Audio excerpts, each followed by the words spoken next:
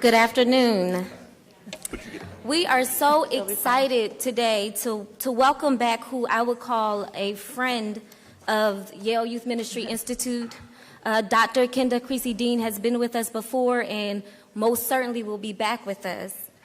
Dr. Kenda Creasy Dean is an ordained United Methodist pastor and the Mary D. Synnott Professor of Youth, Church, and Culture at Princeton Theological Seminary. Dr. Dean, if you don't already know, is the author of Almost Christian, What the Faith of Our Teenagers is Telling the American Church, and What Theological Education Can Learn from Youth Ministry If We Let It. And she also authored Practicing Passion, Youth in the Quest for a Passionate Church. Joining her is Abigail Visco Rusert, who is the director of the Institute for Youth Ministry at Princeton Theological Seminary. Abigail has had the opportunity to work with youth on 3 continents and in 6 churches.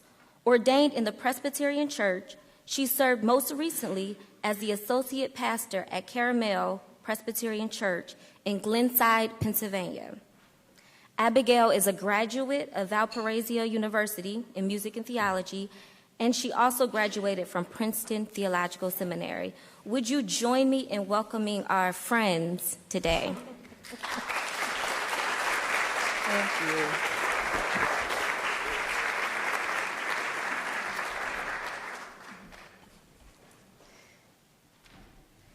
It is great to be back with you guys. It's wonderful to see old friends, and those of you who we haven't met yet, welcome, and we hope that we'll be new friends by the end of it.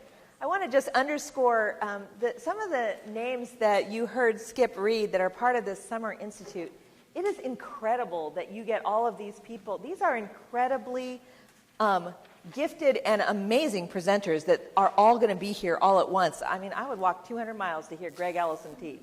So, I mean, and you get them all here in 1 week. It's amazing. So this is a great opportunity. So I hope that a lot of you will have a chance to take advantage of this. We wanted to just start by letting you know that until the day before yesterday, we were going to go an entirely different route with this talk. You know, it's just one of these things. And then I bumped into a student of mine named Danny who reminded me about onions. Yeah, and so then some of you may have read some of the work of Robert Capon. He's an Episcopal priest. He died in 2013, and he's also a food writer. But he is a really annoying food writer. If you cook like I do, I am an impatient cook. You know, I want to know the recipe. I want to know the ingredients. I want to know how it goes together, how long it's going to take, throw it in the oven, whip it up, what it's going to look like. I want the picture of what it's going to look like in the end, right? I want to know how long I've got to set aside, what I got to go get. Boom, here it is. Here's how it goes together. Here are the results. This is what it's supposed to be like in the end, and here's what I got to do to get it there. Which is kind of the way we think about youth ministry. Yeah, right? What are the subtle like that, right?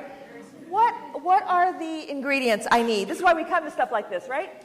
What are the ingredients I need? How do I whip them up? How do I throw them in a retreat? What do I have to get in the end? What are they supposed to look like in the end? And then we pull them out of the oven at graduation. And what do we have? We have a functional adult. We have somebody with faith. We have somebody who turned out like the adult that their parents expected them to be, maybe. Capon is this maddening food writer because he takes forever to get to the recipe. Like forever. Like he's got this recipe for stew, and no kidding, it's like it takes him like pages to ever get around to the recipe. He talks about himself as an amateur cook. An amateur, and he thinks all Christians ought to be amateurs. Amateur comes from the Latin word lover. Christians are called to be lovers. And of course, if you approach cooking as a lover, then you can't just start off your stew by chopping up the onion. First, you got to love it. So he literally starts this recipe about stew by saying we have to start by beholding this onion that God has made. Because this onion, this thing that God has made, is a miracle. It's resplendent. It's magnificent. So the first step, according to Capon, in making a stew is that you spend 60 minutes. 60 minutes. Beholding this onion. Right? Spend time, he says, in the society of the onion, which may be something you've never done before. Right? You may feel a certain resistance to the project. Please don't. Onions are excellent company. And then he proceeds to tell you how to have a meeting with your onion. He says, you're convinced, of course, that you know what an onion is, but all such prejudices must be abandoned. And he goes on to observe this onion for 4 pages. Okay? Its greenness, its brownness, its sort of roundness. And you take off the skin, and you feel it. And its papery thinness, and these little roots at the bottom, and this thing at the top that pulled it out of the ground. And all this is before you make the first cut. But then, that first cut. And then, after the first cut, there's a whole new world that's opened up. And all of a sudden, it's not round, it's this series of what he calls embedded flames, right? And he says, and you press in on it, and it's got this wetness that makes it inescapably alive. And the more that you press in on it, now all of a sudden the tears come.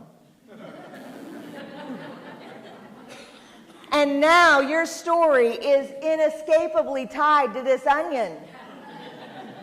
And the more you interact with this onion, the more this onion becomes part of you, and the more that you become part of this onion. Wait, let's do this again. The first step in youth ministry is that you spend time in the society of Kate or John or Susan.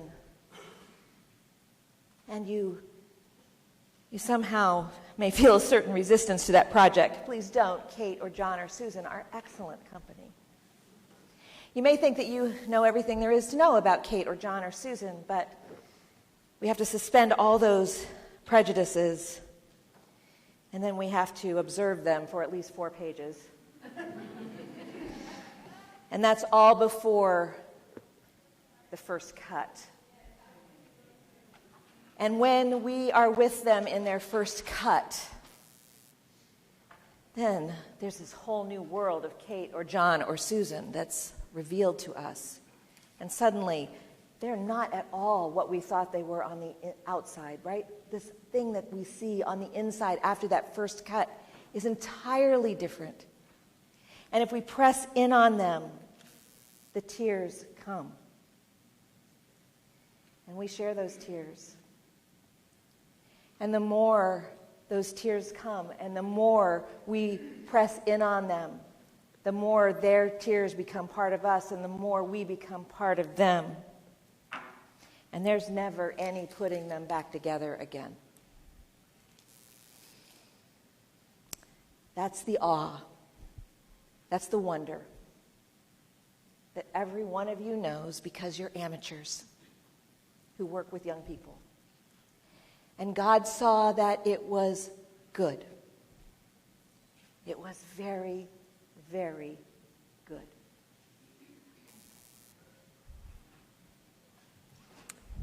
And then there was Left Shark. Left Shark and onions, right? 2 things that go together in a sentence. Never. Okay, so do you remember this? This is Super Bowl 2015, right? We were all there, so to speak. Katy Perry comes out riding on a lion, and then later on in her show, she did that beach scene where there were those 2 sharks behind her. And if you rewatch the video, to me, it's kind of indiscernible, but in the moment, everybody caught it. Left shark, did the wrong moves. He went rogue, right? and 2 days after the Super Bowl, this is all anybody could talk about, but Left Shark gave us joy. Left Shark gave us joy. He was a professional dancer, but he seemed like an amateur in that moment, even though he was hired for a very professional halftime show. So all the hashtags that came out after the Super Bowl, right, there's hashtag Left Shark, hashtag Patriots, hashtag Katy Perry, and Left Shark was the one that beat them all.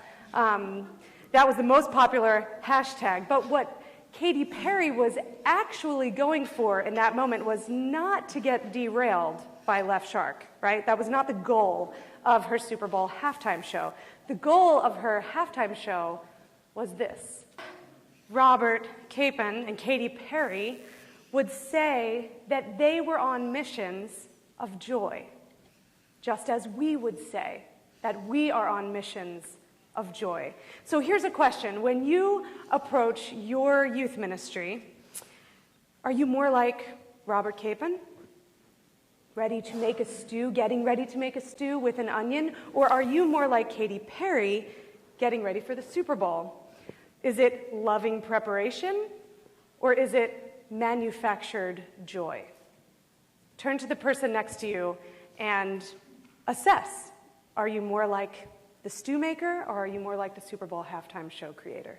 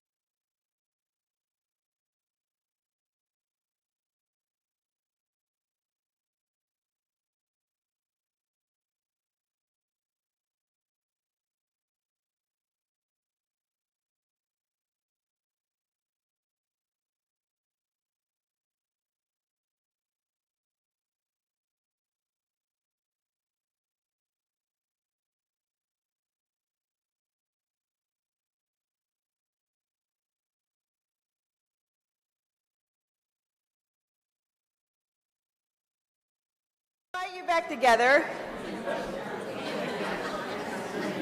I know this is a longer conversation. Now, look, all of us who work with teenagers know that awe and wonder and ecstasy and anguish, that all of these heights and depths of emotion are part of the package. And we know that spectacle is something that we all participate in to some degree. We know that youth ministry participates in that as well.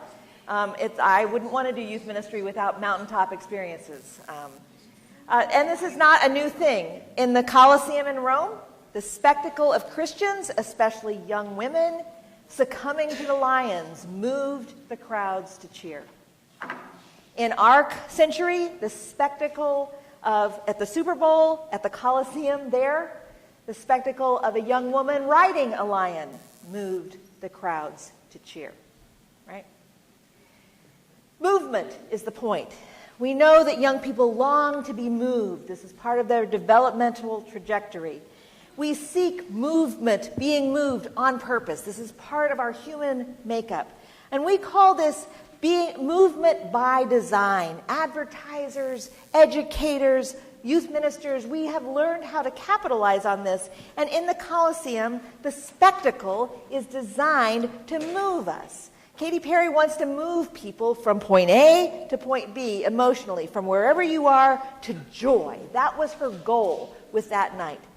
And we all come to our Colosseums. We all buy tickets to the show for that reason, to be moved, to feel something, right? To be moved by this performance, to feel wonder, to feel awe, to feel God, right? The millions of dollars, the elaborate costumes, the caliber of the performers at any given venue, these are ultimately designed for the kind of participation in something that feels larger than life. And that design is darn good most of the time. Most of the time, despite the left shark or the kid in the back row, right, that does something, that goes rogue. Despite those people, most of the time the design is pretty good. Most of the time we achieve that end. Even when there's somebody who, derails it somehow. Ecstasy, the transcendent. We're moved beyond ourselves. The word ecstasis, right, the root of ecstasy, the root of that means to step beside oneself.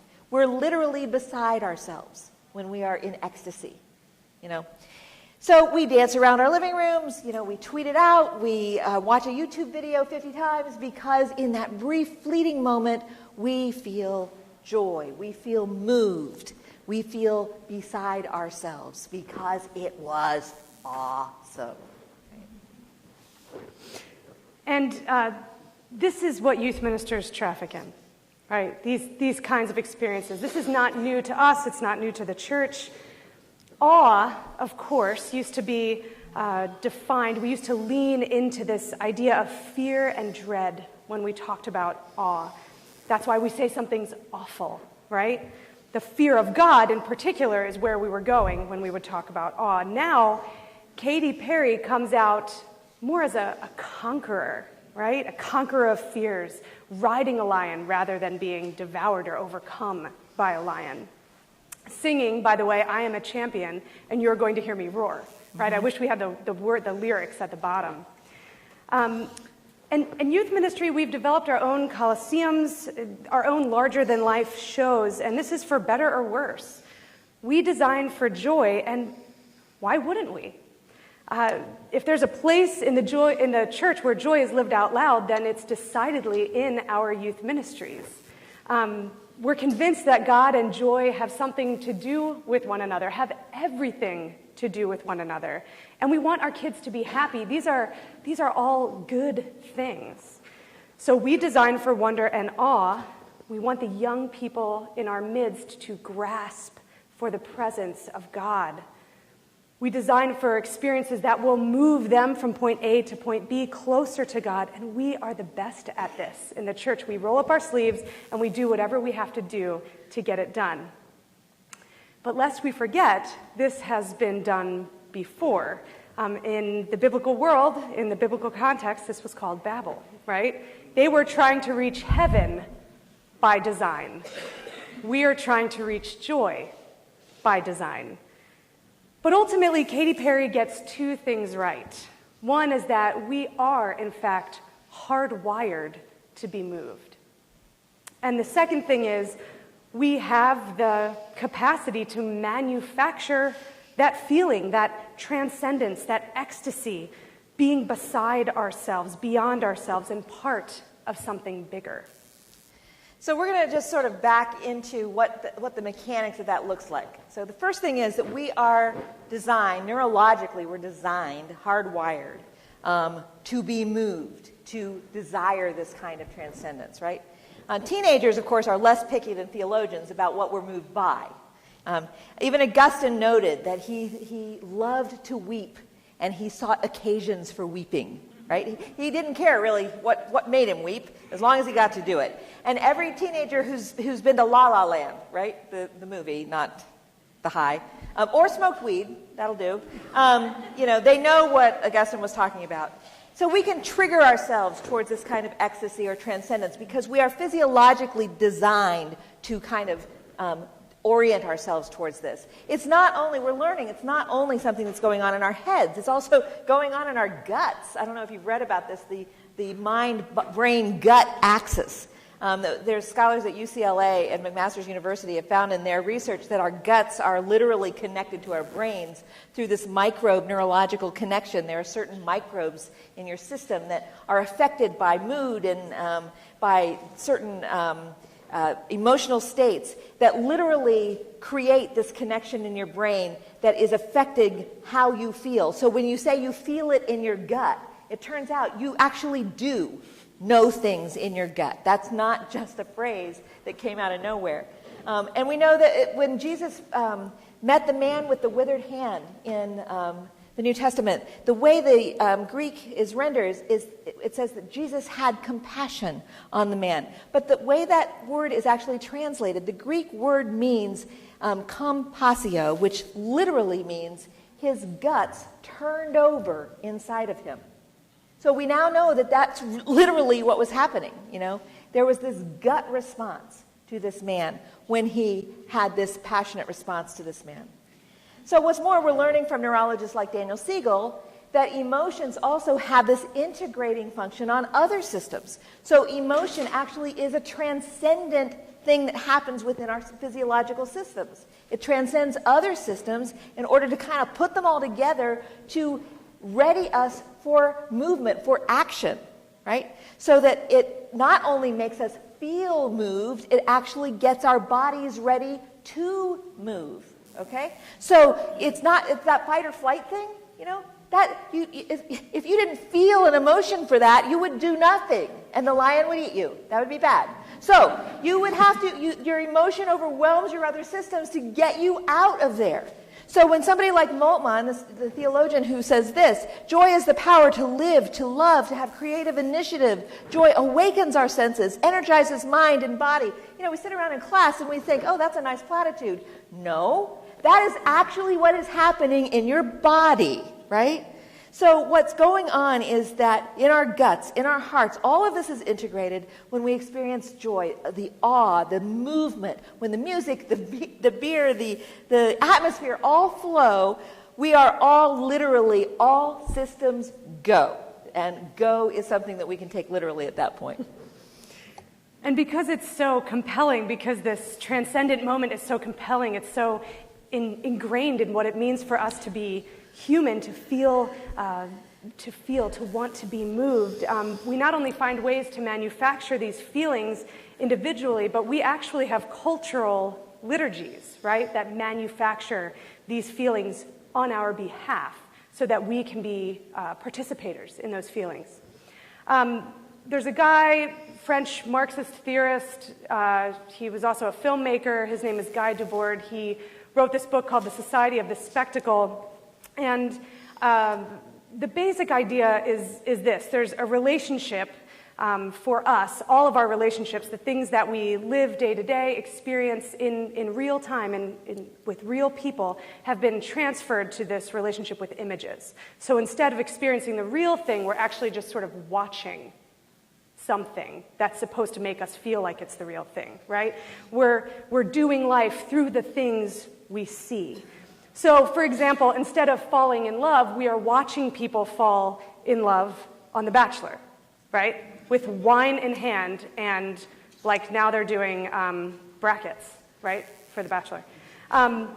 Instead of painting in an upper room, we are watching Bob Ross paint happy trees, right? Just little happy trees. That dates me a little bit, I realize. We've moved from being to appearance. And we're image-driven is what that's telling us, and we're also paying for it. There's a commodification that's going alongside that. It costs something to see what you want. Ancient Rome knew all about this, right? They built a Colosseum where people could physically go to witness life and death. This is the Hunger Games, but literally. And like a well-worn liturgy, spectacle, entertainment, it takes our desires and it uses our desires to form us, to form our desires, to form our wants, to form our loves. This is James K.A. Smith, right? It's cultural catechesis. And in this case, the case of Rome, this is cultural catechesis toward the gods, toward awe of the people who are in power, the political gods. It's giving people access to the Roman dignitaries, right? This is by design that people are being ushered into coliseums and being told what they want and that they're paying for it, right? So to participate in this spectacle activity was to have access. Gladiators are triumphant and worthy of worship. Enter Katy Perry. House of Cards. These are our cultural spectacles, right? They're functioning for us as cultural liturgies. They're transcendent experiences that the culture wants us to have. A liturgy, the way we're using that, it's just a set of practices and rituals that we participate in over and over and over again. And this isn't new to theology. Augustine said that we are what we love, right? We're not what we think, we're what we love. And there's a lot of cultural liturgies like these ones who are vying for our affection. They're telling us who our gods are. And the church gets caught up in this. I mean, we functionally have liturgies during worship services because we want to form people's loves for God. That's intentional. Think Hillsong. Think the last night of camp, too. We create spectacular experiences, transcendent experiences for our young people. We're convinced that we need to be designers, to develop programs that can compete with the rest of the culture who's vying for the attentions and affections of these young people. But if we're really honest, and we look at our own lives, we know that we can't actually move anybody toward God. God moves toward us, right? We can manufacture all the joy we want. We can catechize the hell out of them, right? But the power of moving a young person to joy lies with God and not with us. And there's something bigger going on here, right? This is, again, woven into who we are. There's these folks at the University of Hawaii. While Katy Perry was getting ready for the halftime show, these cosmologists at the University of Hawaii under Dr. Brent R. Tully and his team of, I'd like to call them intergalactic cartographers, they're mapping the distance from Earth to and between local galaxies. They're the modern-day magi, okay? In 1961, we humans got a glimpse of Earth from afar for the first time. And now, it was actually in 2016, we have mapped a hunk of the universe that is 500 million light years across. But just to give you a sense of the scope of what that means, it contains 100 million billion suns, including our own little star, billion. So Laniakea, that's what they're calling this. This is a Hawaiian term, Laniakea. It means immeasurable heaven. And the kicker is this, that after they mapped all this out, they realized that there's actually this gravitational push and pull that's happening, and all of Laniakea is being drawn toward something. They don't really know what to call it, so they're calling it the Great Attractor. And then on the other side of the hill, we youth ministers and theologians were like, hey, science, welcome. Welcome. We know about the Great Attractor, right? So we Christians, we've been telling this story for centuries. We stand in awe next to the modern-day magi who have maybe used a different calculation to arrive at the same stable. And the same Great Attractor whose light, whose joy is immeasurable, overwhelms us, both, all, with wonder and a deep reverberation of joy that pulls on us like a great attractor. And all of a sudden, we're not designers of joy anymore. We are compelled by joy to do the work that we do, to serve the God who we serve. Augustine said that we're restless until we rest in God. Pascal said that there's a God-shaped void. Charles Taylor claims that we are haunted. We long for fullness, but we can't just be filled by anything. We know that we are oriented toward a particular north. We are designed to be moved toward that north which is the God in Jesus Christ. So here's our practical suggestion. As youth leaders, if we are to, what if when we are looking for transcendence, what if we were not to take our cues from the girl at the spectacle, but if we were to take our cues from an amateur, from a lover of God, a girl whom we know nothing about how she was moving toward God. We only know what she did when she learned that God had moved toward her. She waited on the Lord. She visited another amateur when she was perplexed.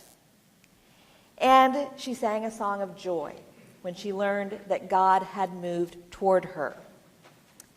We're talking about Mary, who was a teenager, the mother of Jesus, when her world was turned upside down one day. I don't know, maybe she was slicing onions. But God came to her in any case, and her response was a song of joy, which the church calls the Magnificat. And here's what she did. She waited, she visited, she sang. So I wonder what would happen if those were our cues for our own desire to practice transcendence or awe or wonder with young people. So what would it look like if in waiting upon the Lord we did things like spend an hour in the society of young people, or, God forbid, spend an hour in the society of God, Or in a space where we abandon all of our prejudices of what we think this young person is like, where we see and savor God's creation in the young person before us, where we share their tears. What would it look like if, when we're perplexed, we seek out other amateurs, not religious pros, to share in that perplexed state that we're in, where we enjoy the support of one another, where professional production value, that's fine, but it's not crucial. What's crucial is personal availability. That's what made Elizabeth's visit so important, was not the quality of whatever she offered. We don't even know what she offered. What we know was that she was available.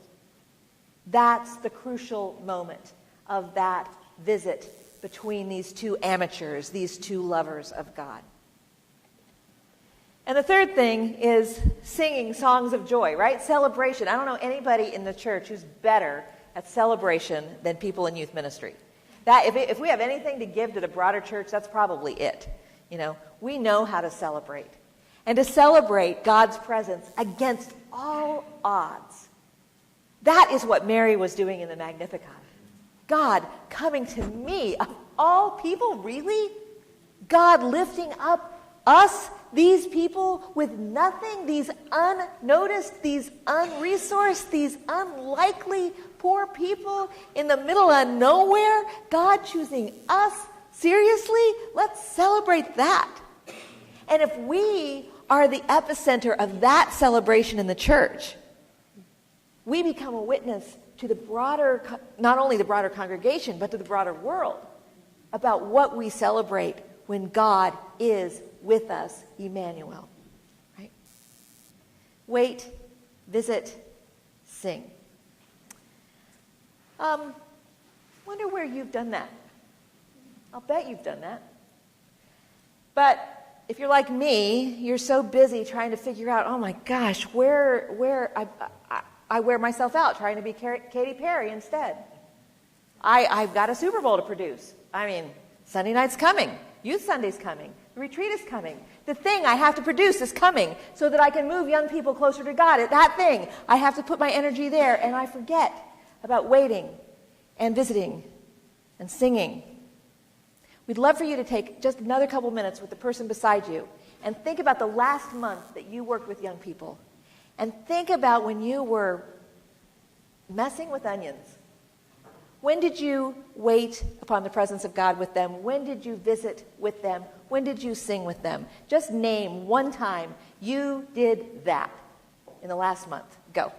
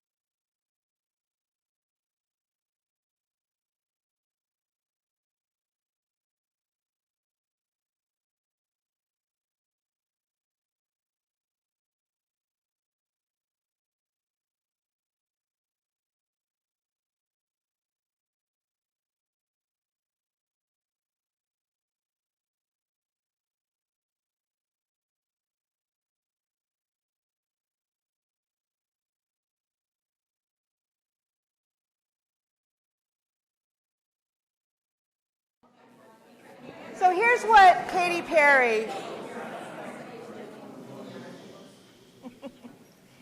Katy Perry misses.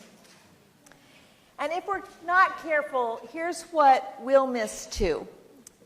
Because it's so easy for us to get caught up in the professional job of manufacturing wonder and awe, trying to create our own Super Bowl halftime experiences to move young people closer to God, to try to impress them into feeling joy. And like Katy Perry, we do this with the best of intentions, only to wind up being upstaged by some left shark in the back row. What Katy Perry misses is that joy is not something we have to manufacture. We don't need to manufacture spectacle. We can't move our kids to God no matter how hard we try. We don't need to break boundaries to find the holy, because the Holy One has broken boundaries to find us. And that's why today we're going to send you home with an onion. You may notice the onions at your tables. Please take one. Now, we know that manufactured joy takes a lot to pull off, but you can't manufacture either the joy or the tears from an onion. That happens to you, right? You can't conjure up transcendence with an onion. You can't fake what the onion has to offer you. Most of us are here because we are amateurs. We love God. We love young people. And we are called not to movement by design, right? But to let ourselves be moved by God's design. And a design that God makes, one of the greatest designs, started with dust, right? And in the way that you behold these dusty, earthy, oniony young people, may you remember, may you be moved, may you pattern your beholding after the ways in which God beholds you. Amen. Amen.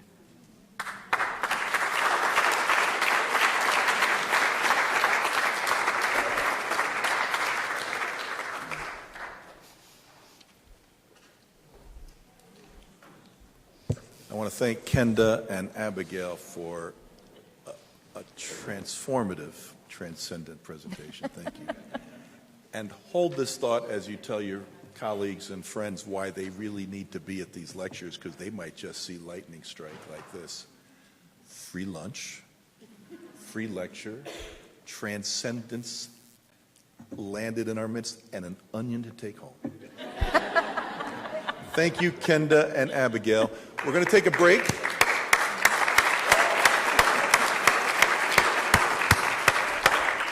We want to keep covenant with students and professors who have to get to class. We want to keep covenant with ministers and folks who have tent-making jobs you got to get to.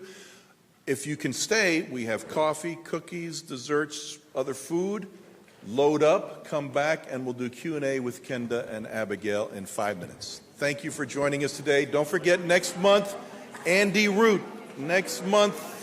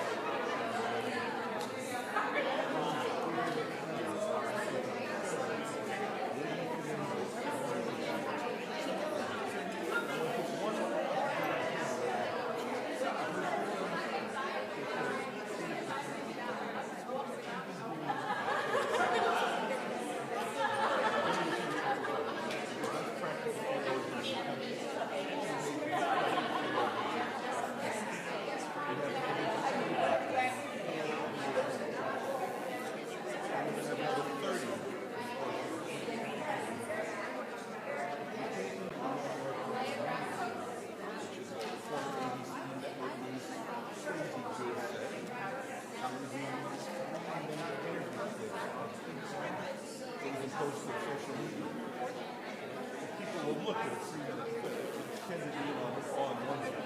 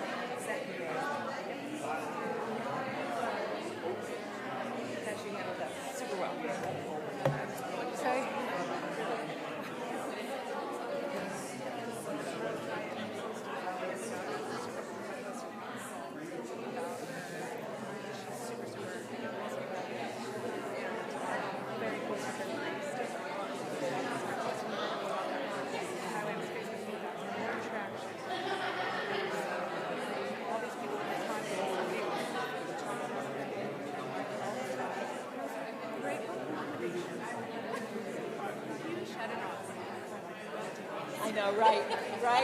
Oh my gosh, yeah, wait till they find out. I know, right, Terry.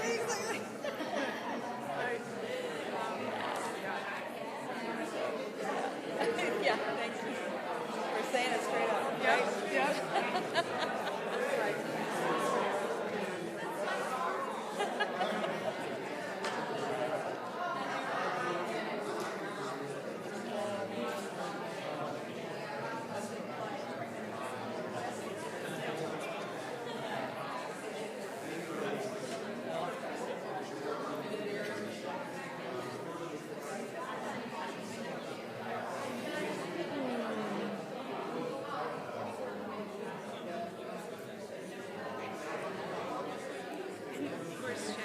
That's the craziest, best title for so intense.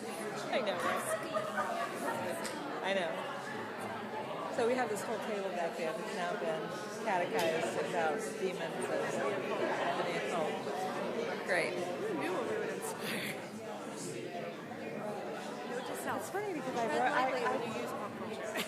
well, and I intentionally read up about like your relationship with parents and all that kind of stuff. I didn't read about the satanic stuff. I think it was so niched out. I know, yeah. I mean, it might be, but it's not. Right? The point is what you were trying to do. These things are vying for. Yeah, interesting.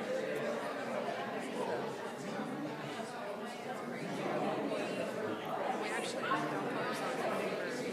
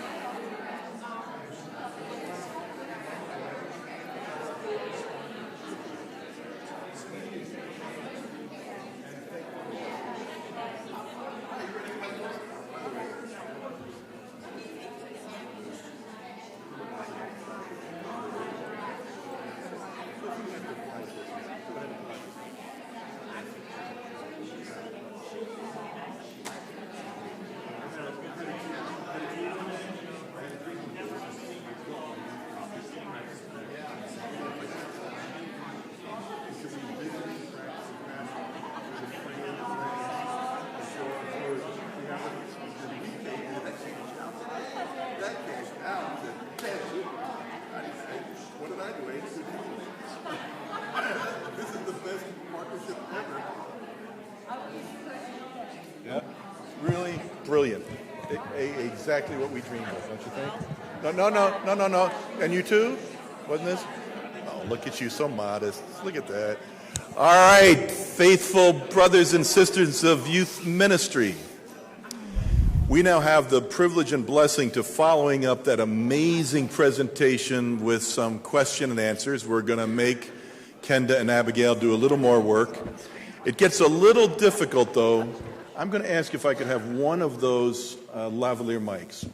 So and you can, whoever is losing it can speak from the, can speak, so I can bring you the lavalier to ask your questions, because the live stream audience cannot hear you because you're not mic'd. They're going to see a bunch of silence and an answer, and maybe not even know what the question is.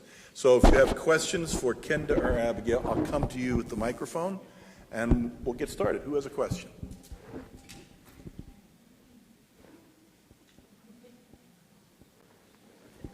I'll start us off.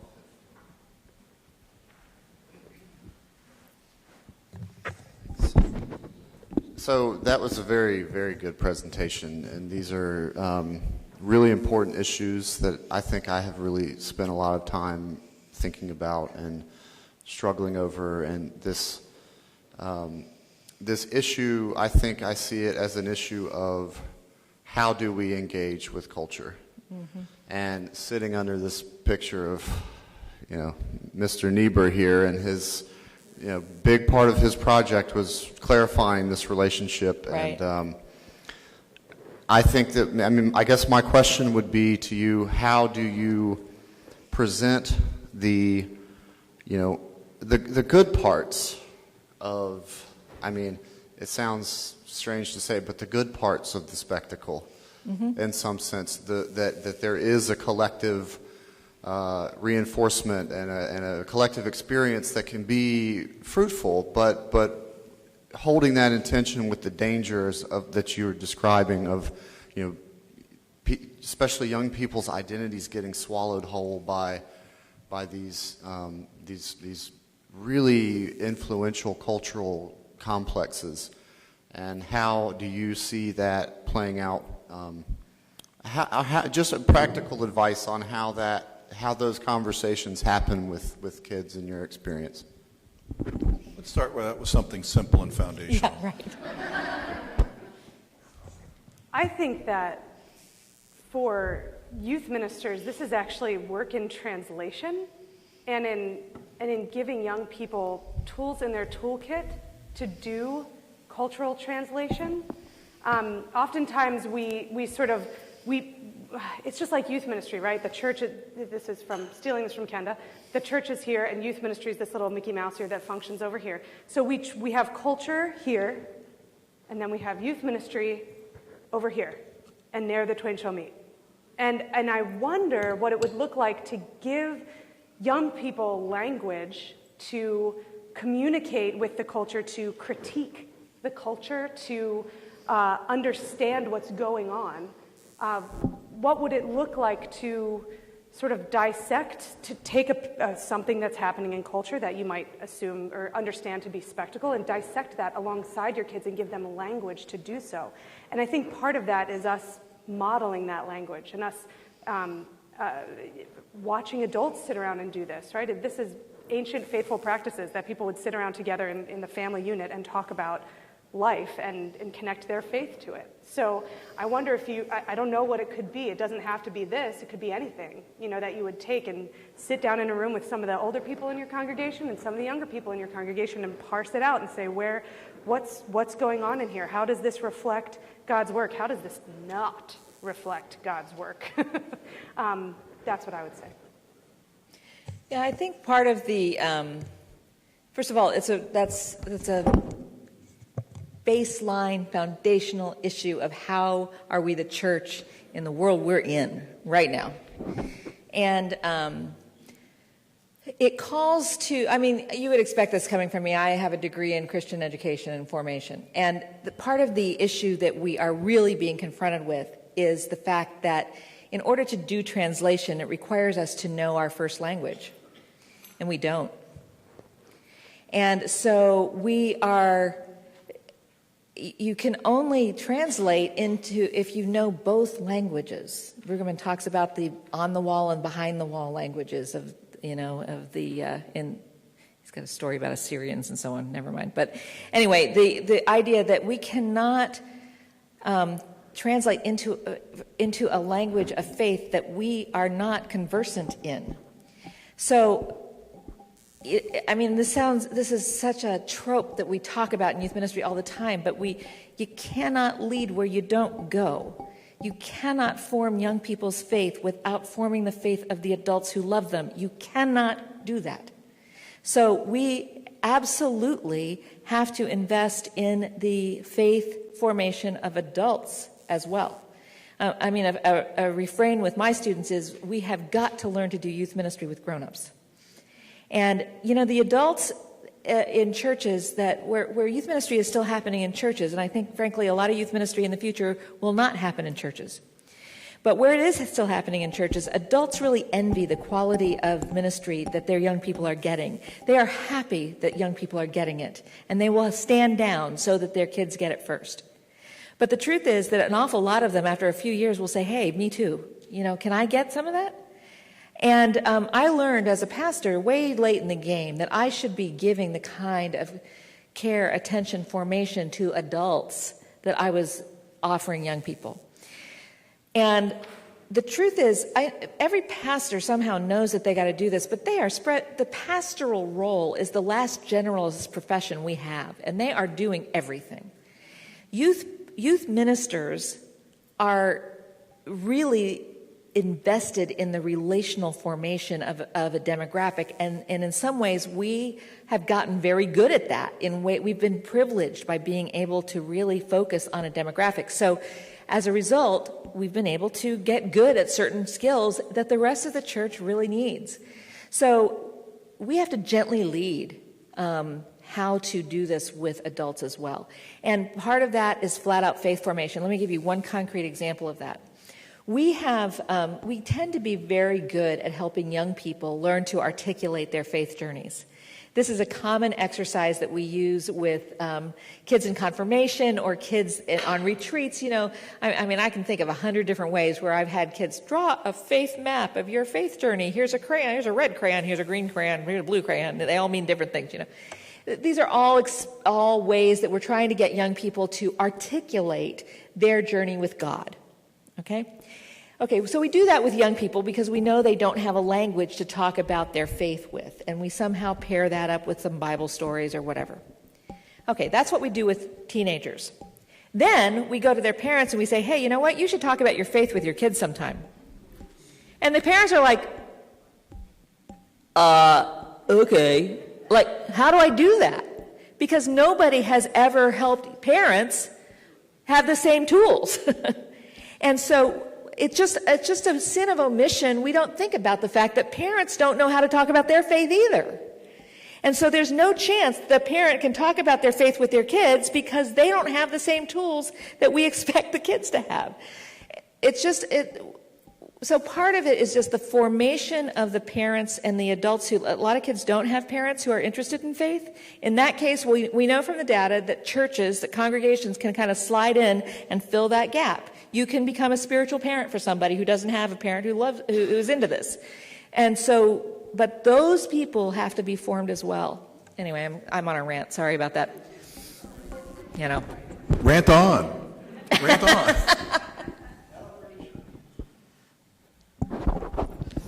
Other questions? Yes.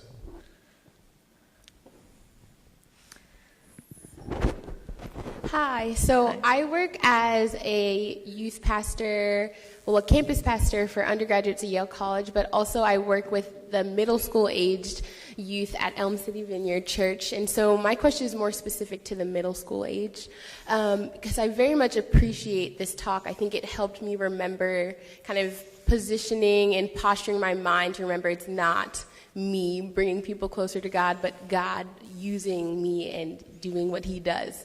My question would be, I just constantly struggle with that tension of like passivity, right? So, okay, I need to let God lead and I need to have him make sure he's at the forefront, but also knowing, okay, I gotta go, we meet on Wednesday nights, I gotta make a plan, I gotta know what I'm doing.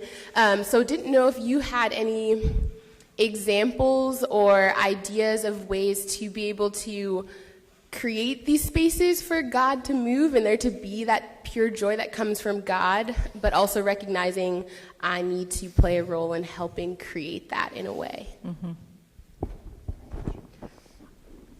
I think the low-hanging fruit for stuff like this, I have a great friend who's a vineyard pastor, so I think that there's a lot in your own tradition, right, that speaks to this, especially vineyard practices of prayer and laying on of hands. But I would look to other prayer-filled practices, things like Lectio Divina. Thèse, we know, it's a community in France, monastic community, draws 3,000 kids every summer. They come from all over the world, and they drop their stuff off, they pay a nominal fee, they do work, and they sit in worship, and part of worship is silence. And they do it 3 times a day, and there's 8 minutes of silence in every worship service. And I think to not be afraid of silence and to plan for silence, too. It's probably the quietest a young person will be in their week, right? If they come to youth group and they're actually invited to be silent. One quick story, I had my youth group revolted on me because I planned this prayer service, and I'm very good at catechizing the heck out of people. And so I designed this prayer service with all these stations, and every station was about, Imago Dei and all these big, huge, I was just out of seminary, and I was trying to use my degree, right? So I made every doctrine had a table, and then I just had pillows in the middle. It was an afterthought, candles and soft music playing. And I said, when you're done, you can just sit there if you want or whatever. They sat down, and when they moved through the stations really quickly, and then they sat down, and then they cried. And I was like, I'm not trying to do cry night at camp. I'm not trying to do it, And they knocked on my office door afterwards and said, Abigail, we never want you to do that again. Please don't ever do that service again. We don't want to be sad. And I said, okay, I'm very sorry. So the next time I organized the pillows, but I played really loud music. And they sat there and they cried. And they held each other. And the third time, my volunteers are laying on the floors. I had a 55-year-old dad laying on the floor crying with it wasn't just the girls, it was the boys. They're crying and they're telling everybody about their lives, they're praying with each other. There is no space in our culture for silence. And so to actually design for silence so that God might move, I don't know.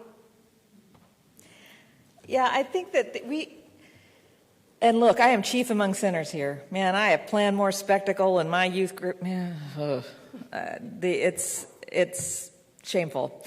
But there's a countercultural impulse, right, to kind of figure out whatever it is that they're going to get in their other experiences and do something different, do the other thing. I mean, one of the experiences that the kids in my church would talk about is there's a university chapel on our campus, and we had one night where we just went into the university chapel, and the architecture's big and big, tall steeple, and they just lay down and they looked up, and it was just being in holy space. So it was another variation on this theme. I mean, so at the end of the day, what do they talk about? So that. I planned a gazillion other things.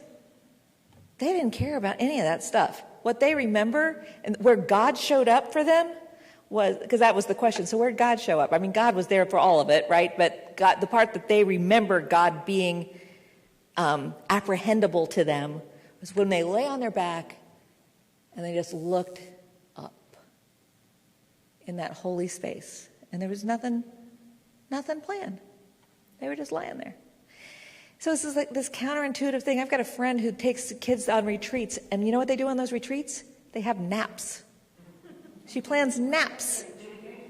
She's in Montclair, New Jersey, where these kids are completely overscheduled, and they go on retreats to have naps. They don't have time to have naps in their lives. That's what the church youth group does. I mean, who knew?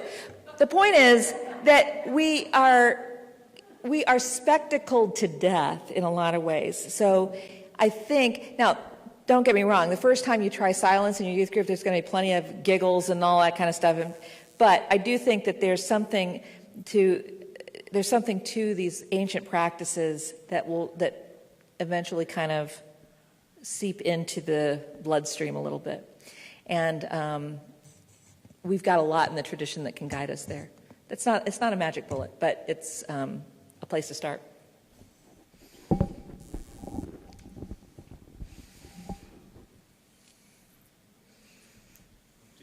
Hi. Hi. This is a great follow-up then, because I think you've danced around it. We have to pastor to the adults who don't know how to do this. What happens though when you get sort of that laity revolution against you that's not liking that you're not giving spectacle? And how do you educate them, and how do you get them there? And I may be dealing with this right now, so it's kind of topical. It's possible. Okay.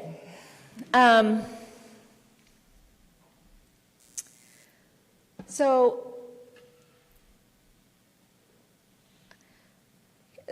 I'm going to go with this one. Okay. So this is what my experience. I don't know what the situation is that you've got, but my experience goes like this: when parents are complaining, it's not because of what you're doing; it's because their kid is being overlooked in some way. Their kid is not connecting. You could be the best youth minister in the world to somebody else's kid, but the parent who's complaining loves their kid, and they ache for their kid, and they want faith, they want God, they want connection, they want something for their kid that is missing somehow. It's not about you, it's about the fact that they love their child and they feel like that child is being left behind and they don't know what to do. So, you get it. Congratulations. And every situation that I've been in with that, the response winds up being a programmatic response, which I think is usually the wrong response. The right response is a relational response. Now, that's tough if you've got 20 kids that you've got to respond to that way and there's only one of you. But I absolutely don't know how to address anything like that outside of the one-on-one, go spend time with the onion. And frankly, that 60 minutes, whenever that is, has amazing staying power. I don't know if you've done this, but if you spend an hour with a kid in September, they will talk about it in February like it was yesterday, you know? And their parents will talk about it like it was yesterday. And if you are a parent, you know this, that when you minister to my kid, you minister to me. When you care for my child, you have poured water on my soul. And so, and often when you are with a young person, it's not like you're going to get the warm fuzzies right there because, you know, they're like, this is awkward, grunt, you know, yeah, that poster, oh, I don't know where I got that, whatever. And you're going to go back to your car going, yeah, that was a bust. It wasn't. It wasn't. You showed up. And, you know, at the end of the day, what God calls us to do is to be Elizabeth, you know, to be there when Mary shows up. You know, I don't know what Mary thought she was doing when she I mean, you know, it's not like they had texting. Hi, I'm dropping in today. No, she just showed up and Elizabeth was there. So, you know, and sometimes we have to take the initiative on that, but I don't know, apart from the relationship, how to address that kind of stuff. Sometimes it's with the parent, sometimes it's with the young person, but you basically get double duty when you are addressing a young person. When you're hanging out with the onion, you actually are hanging out with the whole family, because the parents are so grateful. Being a parent is the most wonderful but the most terrifying thing you ever do. And just to have somebody else there who can say to you, you know what, your kid's going to be all right. You know, just to have somebody say to you, I saw your kid do this amazing thing that you didn't get to see, but I'm going to tell you about it. You know, to have somebody else say, I know this about your child that you might suspect, but all you get to see is the fact that his socks are in the sink. You know, it matters. It matters. And it matters way more than anything you will ever plan. Other questions? Yep.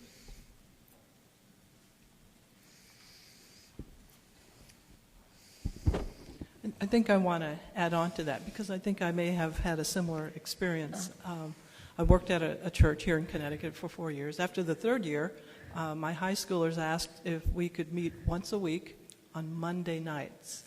And all they wanted to do was have pizza and talk. And they said, Georgette, you can pick the topic. This is what we want to do. It gets our week off. I was on cloud nine. You know, how often do we get that? I would have thought the parents would have been on cloud nine, but apparently there were some who thought something was wrong because we weren't doing the spectacle. Yeah, that right. they thought Right. defined youth ministry. And one had even suggested that I take them up to the steeple and we throw pumpkins off, because that's what kids would like. Yeah, right. Well, of course. But we ended up not doing that.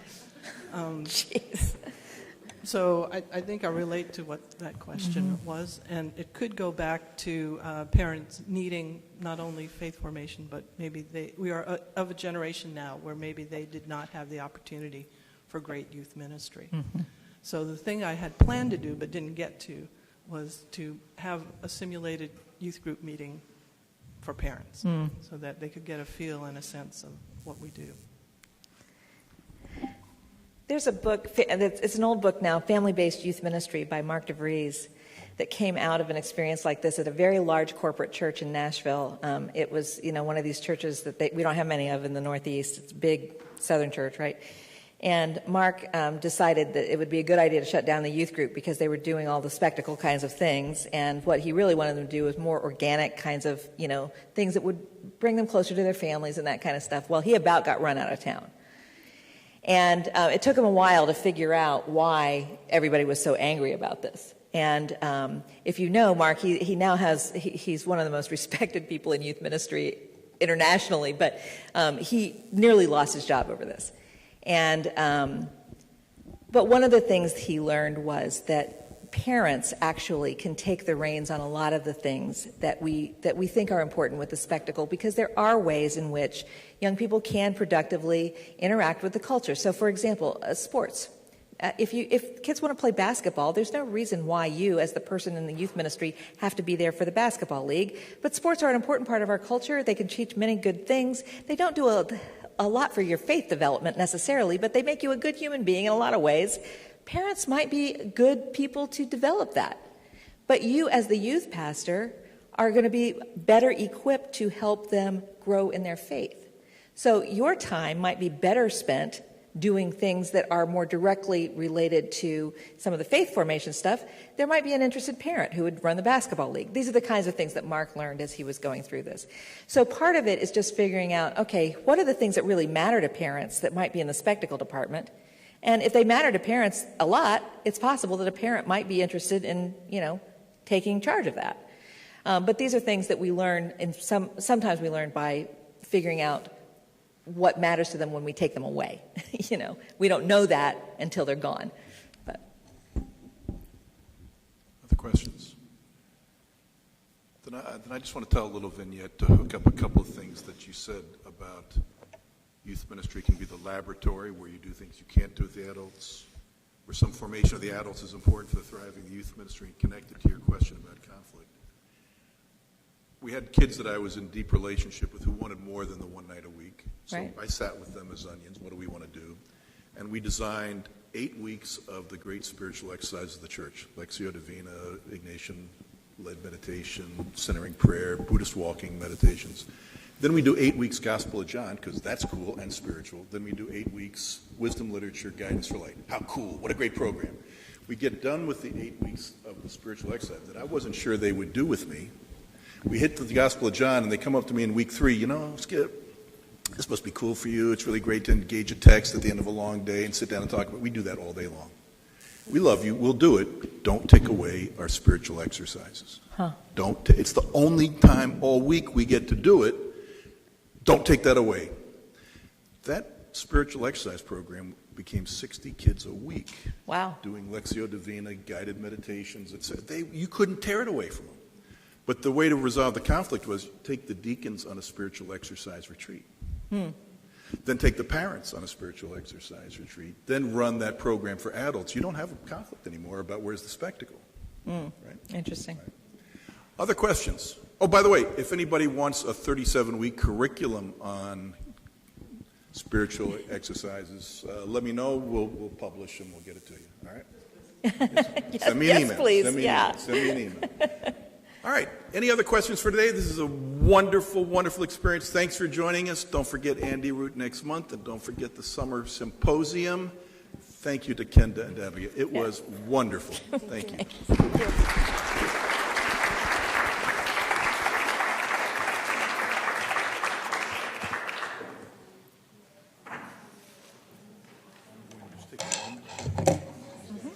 so they don't